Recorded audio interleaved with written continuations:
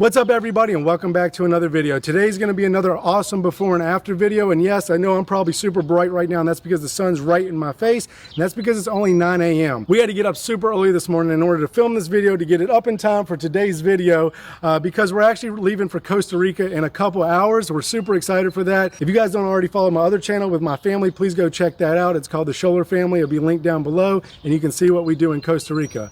But anyway, I'm also excited because Mark, the investor on this house, really wanted to see this property, and I promised him that I would do my very best before we left to get our before and after in. And so here it is, Mark. I always try to do what I say. So we're gonna walk you guys through this. It's not a big house. It's 3 bedrooms, 1 bath, and only about 1,154 square feet. But we're also going to do the guessing game on this house.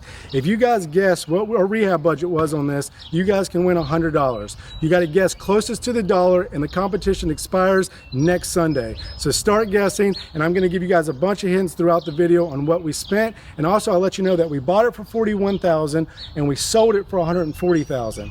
So that should help you as well with those numbers. So I like this game. You guys seem to love it last time, and best of luck to you. And also make sure you stay tuned to the end of this video, because a lot of you are probably wondering how Mark invested on this house, how we work with private money investors, and I'm going to talk about all that at the end of this video for those of you that are interested. This is not a solicitation. I do want to say that it's just education.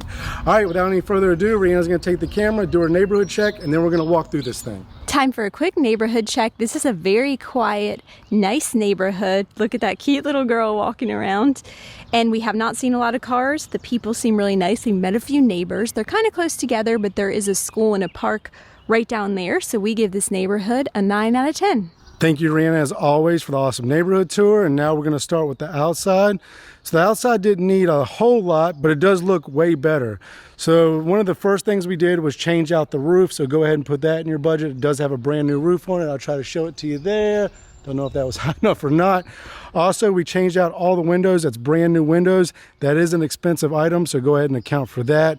We upgraded the porch there, and then we painted the outside. So that's the same siding that was there before. It was just kind of an uglier blue.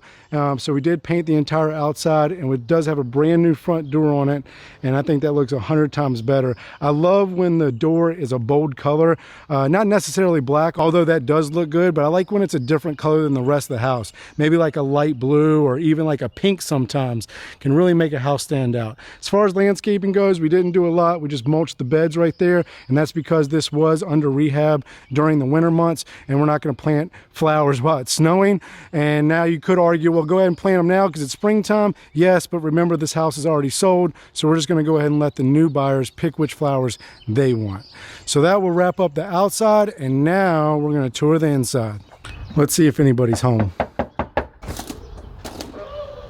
Oh, wow. 2 beautiful girls are here. How are y'all? Can you say hello? Thank you for letting me in. It looks really good in here. All right, let's do it. Yes, this was a big transformation. I'm going to put it on wide so you guys can see more, and let's do this. All right, so right when you come in here, we have opened this up so much. Looks 100 times better. There used to be a wall that went from right here all the way over to where that was just an entryway or a doorway. So let me swing around here. This is the living room right here. Okay, and you see the kitchen right over there. And look at those floors. They came out so nice. Now, we didn't put in new floors, but we refinished all the hardwoods throughout. So go ahead and put that in your budget. And then kitchen floor, of course, that is new. And that's a new front door right there and new lighting. So I'm trying to give you guys as much information as you need to make an educated guess down below. And another tip is don't guess an even number. These things never come out to exactly 50K or 60K or whatever. All right, let's go back here to the bedrooms. Nice sized bedrooms. And we did go with our gray and white paint theme. Sorry, Blackberry Thistle Tea, I know that upset you. And I am seeing some punch list items, guys. I'm a few days early, so you guys will probably notice these things too. Punch list items are just things that still need to get done before it's completely finished. And they'll be working on that probably Monday and Tuesday before the inspection. All right, now let's go back here. And this bathroom, I really like this bathroom. Didn't that come out super nice? I love the floor. I love that design. That's not something we've done before. Love this sink. Again, it's a newer type sink than we normally use. We usually use the barn door sink. and then the full tiled surround in the tub area. Now again, another punch list item, obviously. That won't work very well, so that still needs a faucet, but that just looks so good. This is a really nice bathroom, especially because you only have one bathroom in this house. It's nice that it's really nice and updated. All right, we got 2 more bedrooms over here. There's no real primary bedroom here. I would say these back 2 bedrooms are bigger than the front bedroom. So I guess that makes it easy so nobody fights over the bedrooms. Everybody's bedroom's about the same size. And then you do have a nice backyard out there, which I'll show you in just a second. Because again, if you've watched enough of my vlogs, you know a flat yard is very rare here in West Virginia. Now let's show you guys what everybody's waiting for, the kitchen. Check that out. How nice is that? Especially with this being closed off before, it was 2 separate rooms. Now you can just walk right over, put you some bar stools right there, and this will look really nice. Now, one thing a little bit weird to me, and I'll need to ask my partner while we did this, I'm not sure why we stopped the cabinets right there and not all the way over. I also see that it's missing a piece of trim right there.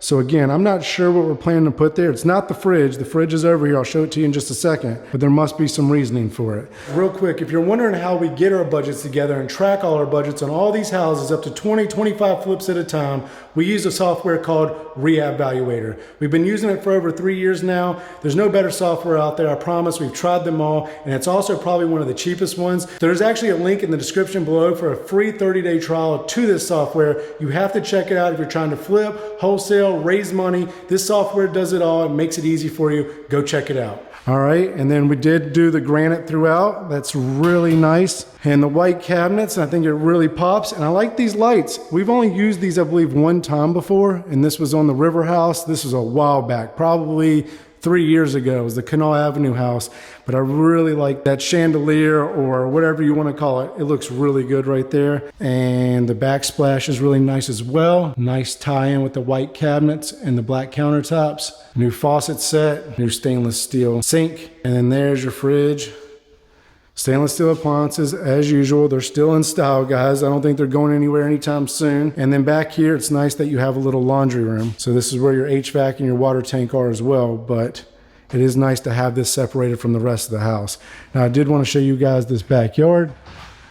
So let's just swing out here real quick. There's that new HVAC unit I was talking about. And here's your backyard.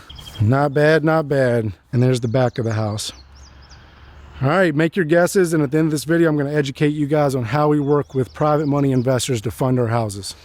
All right, sorry about the camera angle. Rhianna's not allowed to film me right now because Tiana said that she has to go play right now. So I'm going to be filming myself, and this is the only place I could find to mount the camera. But anyway, first and foremost, I need to be clear that this is not a solicitation. I am not trying to raise money in any type of way. That is illegal unless you're registered with the SEC.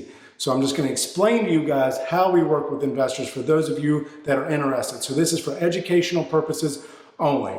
So basically how it works is we find the house first. We lock up a house under contract with the intent to buy it.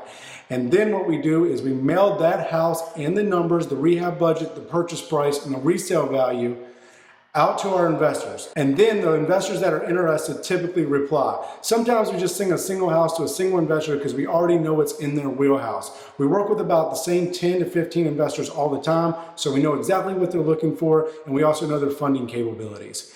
Then once they say yes, they usually always say yes because they're always looking for things to fund, and we always pay, and we always pay on time, so we built a name for ourselves. Then we send the contract over to our lawyer, and he does the rest. He is going to actually put together the purchase and sales agreement. He's also going to put together the deed of trust and the promissory note that protects our investor. And what that looks like is if we were to ever default or not pay for any reason, the investor would actually get the house. So I'm just going to use his first name here, Mark. Mark said, yes, I will fund this house. He agreed to fund both the purchase price and the rehab price, and he sent that to our lawyer, not to us. The lawyer takes that money, he closes the house on the purchase end, and then he gives us a check for the rehab amount. We take that check and put it in our bank account, and then we pay Mark every single month on his money.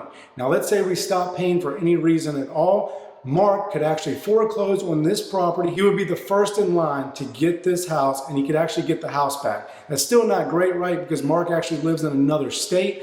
So it would still be a pain in the butt, but at least he would get something out of it. He's protected some way. It's called asset-backed lending, and it's a great way to lend your money for some protection. So for as long as we have the project, we send Mark money every single month, and it's based on an interest amount. Again, I'm not going to talk about that because I don't want to look like I'm soliciting here. I'm just educating you guys. But it's above average amount of interest that you would maybe get in like a stock market or something like that. And he just gets paid every single month for while we have his money. And then once the house sells, he gets his principal back, the money he originally sent us, plus his prorated amount of interest for that month. And then that's basically how it works. It's a win-win situation. We borrow the money from an investor that wants to put their money to work. They make a great ROI. We take that money, we flip a beautiful home like this, and it ends up in a win-win situation. Mark, the investor, wins, the home buyer wins because they get a phenomenal product, and we as the company win because we make a great ROI as well. And then everybody's happy, or at least that's the goal. And so far, so good. We've done it on about 200 homes so far.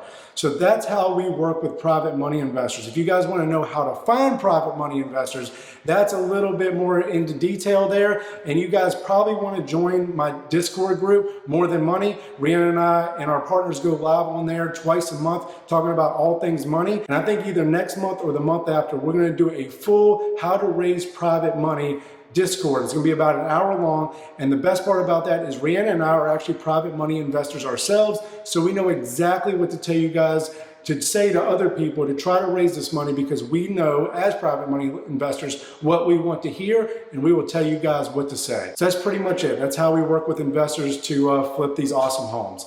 I hope you guys enjoyed this video. If you liked it, please hit the thumbs up button and subscribe. And don't forget to guess your rehab amounts down below. The winner will get $100, and that competition actually expires the following Sunday, my next video. So go ahead and start commenting, and I wish you guys the best of luck. And I'll see you guys on the next one.